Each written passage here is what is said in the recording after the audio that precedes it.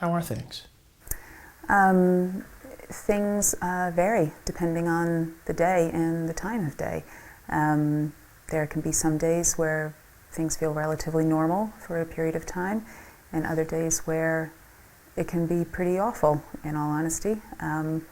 So we're just staying busy. Nobody would blame you if you said, it's just too soon, that I still need more time.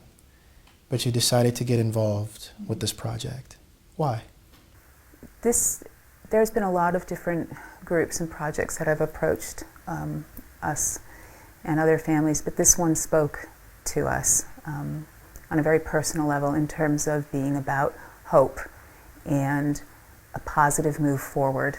The idea of playgrounds where children go to play and what that symbolizes in a community as part of something that draws people together, and a symbol of that purity and innocence that children bring, that just really meant something to us. And to know that they were doing this off the back of, they started with Hurricane Katrina and then moving on to Sandy, and what they're doing for those communities, that's fantastic. And to think that there is a permanent memorial somewhere that's going to bear Dylan's name and attributes of Dylan for other children to enjoy now and in the future, that's a wonderful way to tribute, to honor our son. Tell me about that. You think that this playground is a fitting tribute to Dylan? Yes, I think it will be. He loved playgrounds. He loved slides. He used to scare me to death on the slides because he would grab the bars at the top of them and swing back and forth before he would launch himself down the slide. The faster he could slide or swing, the happier he was. We were always outdoors in the summer, going to the 2 local playgrounds around here. So it feels appropriate that there will be a playground in his name, and for children his age and other ages to enjoy. Each playground will reflect the personality and the life of the victim.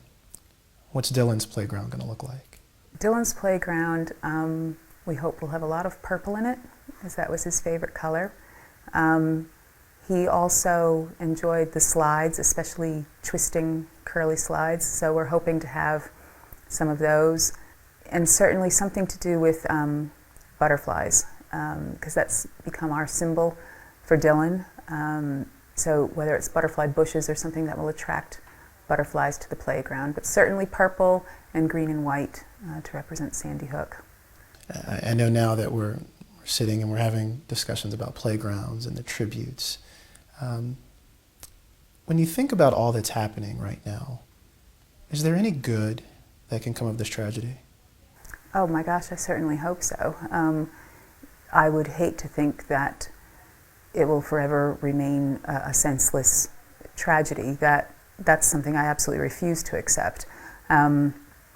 For me, this is about whether it's part of how I'm getting through this or what, I don't know. I know a lot of people look to make positive change as a result of tragedy. I'm certainly trying to do that myself with my work with Sandy Hook Promise, and trying to open up conversations, and what we're doing with Dylan's charity and trying to help other autistic children and children with special needs.